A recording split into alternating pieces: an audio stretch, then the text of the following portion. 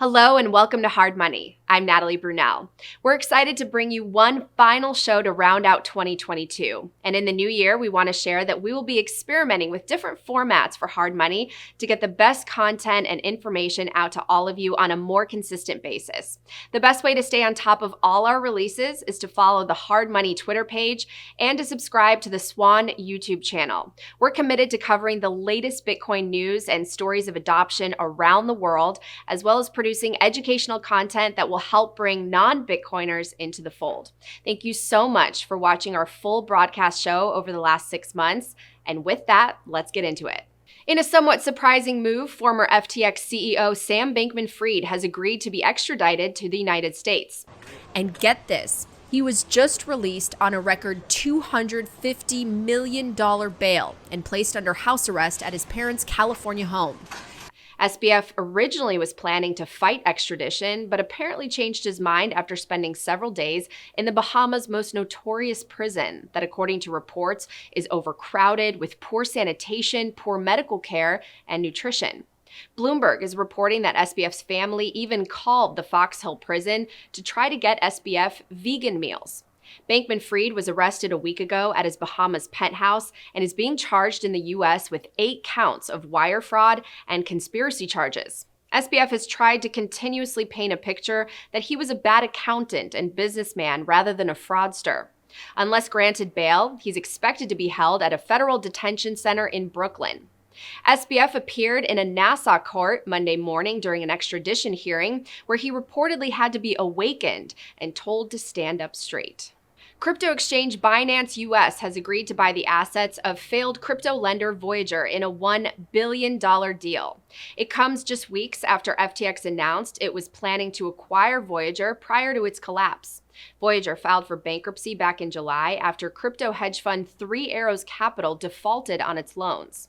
In a statement, Voyager says the Binance US deal was the best option to, quote, maximizing the value returned to customers and other creditors on an expedited timeframe. Meanwhile, questions have emerged surrounding the strength of Binance after billions of dollars fled the exchange. Binance is the largest crypto exchange in the world, and in the wake of the FTX collapse, Binance announced its proof of reserves data to reassure customers amid continued contagion. According to Reuters, accounting firm Mazars published a report finding that the exchange's Bitcoin assets exceeded its customer liabilities, leading Binance CEO CZ to tersely tweet, quote, audited proof of reserves. Transparency. Mazars later deleted the web page, though, containing the report, citing concerns regarding the way these reports are understood by the public. The Reuters report also noted that Binance's former chief financial officer did not have access to the company's full accounts during his 3-year tenure. Last week, Binance had one of its largest one-day outflows in history, with more than $3 billion leaving the exchange within 24 hours. Binance CEO CZ said these types of stress tests are good for the company. He added, quote, if you get hurt by one bank, you're going to think all the other banks are bad. The fact is, just because one bank is bad doesn't mean all the other banks are bad. And a lot of people were also talking about this exchange he had on CNBC. Take a look. We want to be transparent. We want to set the golden standard for reliability, solidness in this space. So do it. Would you be able to handle it if somebody asked you for $2.1 billion back? Would that be okay? Would you be able to still withstand things? We're financially okay. Including you have $2.1 billion to give away. If somebody came to claw that back, you'd still be fine? We'll let the lawyer handle it. We are financially strong. Grayscale, which is the world's largest Bitcoin fund, is exploring options to return some capital to investors if the SEC rejects its spot Bitcoin ETF. One option is a tender offer for up to 20% of outstanding GBTC shares, which currently trade at a nearly 50% discount. In a letter to investors, Grayscale CEO Michael Sonnensheim aimed at calming nerves given the turbulent few months in the industry, saying, quote, we remain steadfast in our belief that the conversion of GBTC to an ETF is in the best interest of investors, and we remain 100% committed to that endeavor.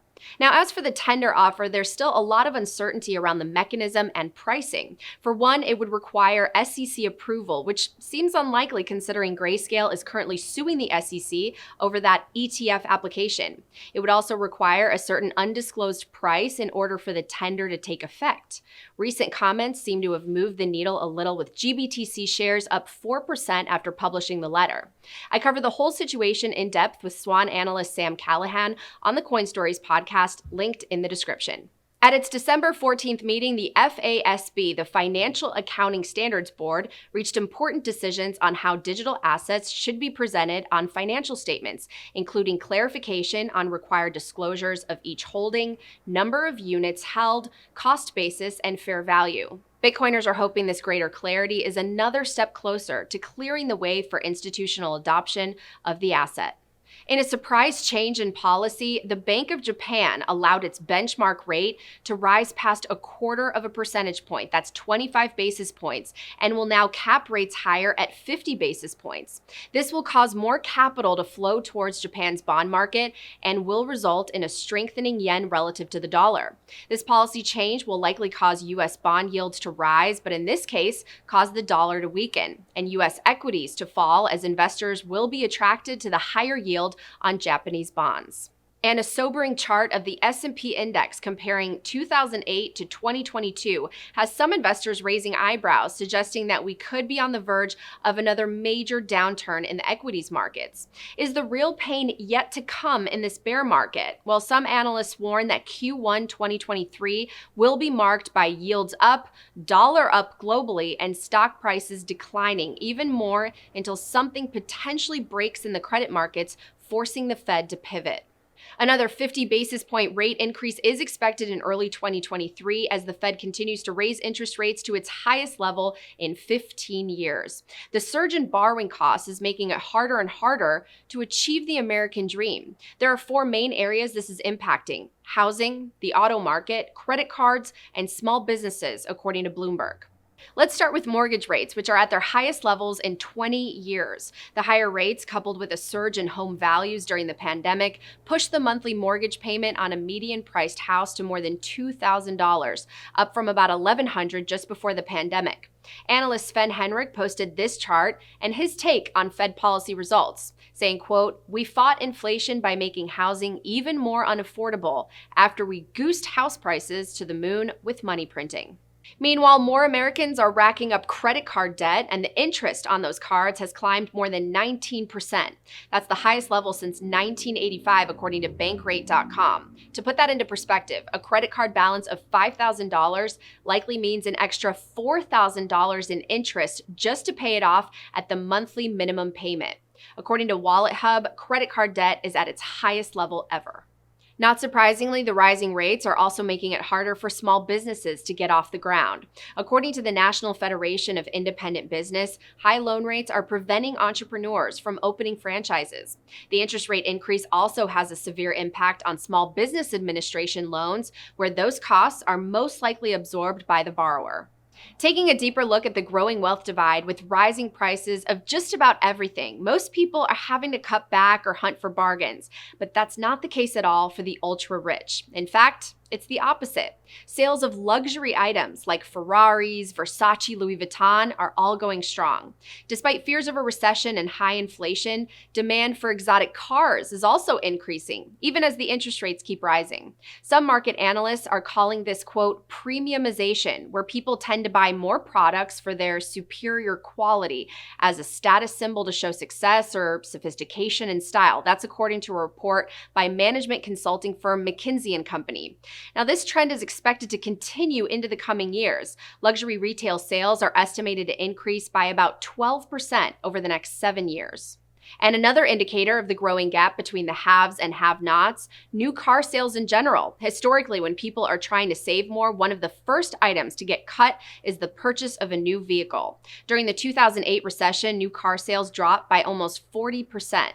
However, super premium automakers, like we were alluding to earlier, they're seeing a surge. Ultra luxury vehicle sales from automakers such as Bentley and Lamborghini They're up more than 35% for the first 6 months of 2022. Moreover, sales of Audi, BMW, Mercedes-Benz, and Tesla are all having a banner year. Premium car sales accounted for 17% of the entire US auto market, which is an all-time high. Conversely, mainstream auto sales only grew less than 2% in 2022. After weeks of turmoil since acquiring Twitter, Elon Musk asked users to weigh in on whether he should exit or stay on as CEO. The Twitterverse voted in favor of a departure at 57%, with more than 17 million votes coming in. Prior to the vote, Musk said he would abide by the results, and if he follows through, Elon would be handing over the reins of the company that he bought for $44 billion back in October. The last few turbulent weeks have been marked by mass layoffs at the company, falling advertising sales, executive resignations, and the suspensions of various high-profile user accounts for infractions of newly invented policies. According to the New York Times, there are signs that Musk's ownership and focus on Twitter are interfering with his other business ventures. Since he acquired Twitter, the value of Tesla has sunk, and Tesla investors want his attention more focused on the car company than Twitter. After the poll closed, Musk tweeted, "No one wants the job who can actually keep Twitter alive. There is no successor." And we also want to mention this story as it pertains to potential censorship by the government and big tech. In an email to former Twitter attorney Jim Baker from 2021, it was revealed that Twitter collected more than $3 million in legal reimbursement fees from the FBI, leading some analysts to characterize the FBI's compliance requests from the social media platform as a paid, censorship-driven influence campaign. This latest revelation in the so-called Twitter files is raising concerns with Bitcoiners who advocate for less government intervention and censorship-resistant money. All right, those are the latest headlines, and ahead we preview my interview with Alex Epstein, a leading expert on fossil fuels and energy and the best-selling author of the book Fossil Future. In our 2+ hour in-depth interview, which you can find on Coin Stories, we cover the benefits and side effects of fossil fuel use and how it's impacted the ability for humans to economically prosper around the world. We also talk about the economics of solar and wind, the potential of nuclear, and what ESG and net zero policies have done to energy prices. And we, of course, also talk about Bitcoin mining and Bitcoin's energy use. After the break, we'll share an excerpt from that sit-down interview that you don't want to miss. Don't go away.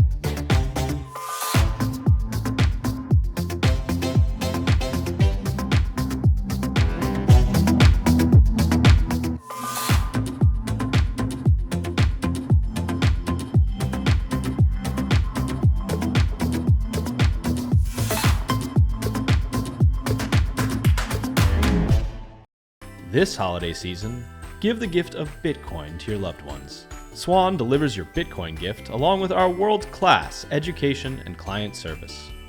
Create a Bitcoin gift and wrap it with a custom message for your family and friends.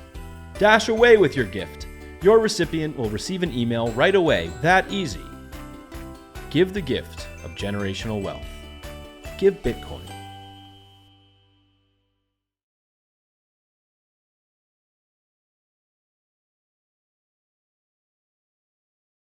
Did you think about money when you were younger? Yes. Because obviously that also ties into everything related to the energy crisis and the cost of fossil fuels. So what did you think about money and how has that changed over the years? So kind of my intellectual progression is I only learned really about energy when I was, let's say, 27. Mm-hmm. I learned about Ayn Rand and then Austrian economics starting at 18. I actually had stronger opinions about money because you kind of learn early, if you're in this school of thought, that there's this idea that you should have a gold standard. It made sense to me that, hey, fiat, like there's a fundamental problem with dictating money. which is our means, among other things, of indirect exchange, which is so important. And Ayn Rand has this great expression called the separation of state and economics. You don't want the state deciding, hey, this is a good attribute of a currency, we're going to control it, we get to inflate it if we want to pay for our welfare programs, or even we think it's in your interest to inflate it 2% a year. Like, that should be totally up to private people. You've done extensive research on all the different sectors within energy. We often conflate energy with electricity. So how did you go down that rabbit hole? Energy is the fundamental industry. So it's the industry that powers every other industry. And so the more cost effective, so low cost, reliable, versatile, scalable a form of energy is, the more every industry can be more productive and the more we can be prosperous. So I love fundamental things. Like, remember, philosophy is a fundamental study of our thinking and our action. And then money this is part of the reason why it's attractive to me and to others, right? This is the fundamental of an economy, right? This is the basis of how we save and how we exchange value. And then energy is the fundamental of the economy from a different perspective. It's like the physical. With fossil fuels, we only hear about negative side effects and we don't hear about benefits, even though the benefits are huge. And you start to realize, wait a second, fossil fuels provide 80% of that energy that powers every industry. We should be talking a lot about these benefits because the policies on the table are telling us get rid of fossil fuels. And yet we're not. We strive for an unimpacted climate. We strive for net zero by 2050. That's the number one goal in the world. It's not let's empower 8 billion people. It's certainly not let's have good money, right? It's not let's have global abundance and flourishing. Renewables. They are 3% of our energy use, most of which is electricity. So give us the landscape. What counts as renewables? Really only two things consistently count as renewables. Those are solar energy and wind energy. Hydro is explicitly excluded from many, many classifications of renewables. What renewable and green really mean is whatever the green movement wants to oppose right now. So it's really a religious concept. It's not a scientific or a technological concept. So it's just a perfect example of coercion and why we need a separation of state and economics. Now, if you think you have a great way of doing it, prove it on a free market. But they don't want to prove it on a free market. They want to force it on us. So we're in the middle of an energy crisis. Cost of all of these commodities are going up. Russia, I believe, is the biggest oil exporter and producer. So talk to us about what caused that energy crisis and why the policies that are currently in place or that politicians are trying to put into place, why they're moving us in the wrong direction. So you have this systemic attack on fossil fuel supply in a world with growing demand. Except here, the fossil fuel industry is still out competing green energy. People still need it. Their goal has been to radically restrict fossil fuel use already, but they haven't restricted it at all. It's actually at a record high. What they've done is they've slowed the growth and we have more demand. So they've caused a crisis just by slowing the growth, but they want to get rid of it in 27 years. So Bitcoin is very tied into this energy debate. I mean, what energy is really, you're using machines to improve your lives. This is a great way of using machines to produce value. Here, what you're trying to do is produce like a uniquely valuable currency that has never existed. If you think of Bitcoin as really, really valuable and using a lot of energy, you should think of it as this is a really good use of energy. So I just caution people in Bitcoin, like, don't be sloppy about this issue and don't be opportunistic, because then your opponents will easily get you. And the prouder you are of Bitcoin, the prouder you should be of using fossil fuels to produce and use Bitcoin. For those out there that may be watching and they go, Alex, you make some interesting points, but I want to make sure that this is a beautiful planet 100 years from now. I'm not buying everything you're selling. I do want fewer emissions, and I want the policies that will move us toward fewer emissions. What's your biggest takeaway for them?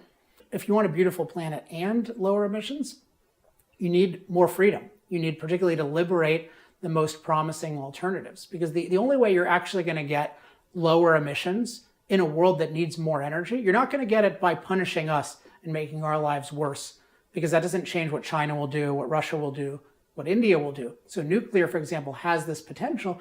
Do we liberate that potential more quickly so that it's actually globally cost competitive? Like, it is really important that you not think of a beautiful planet as an unimpacted planet.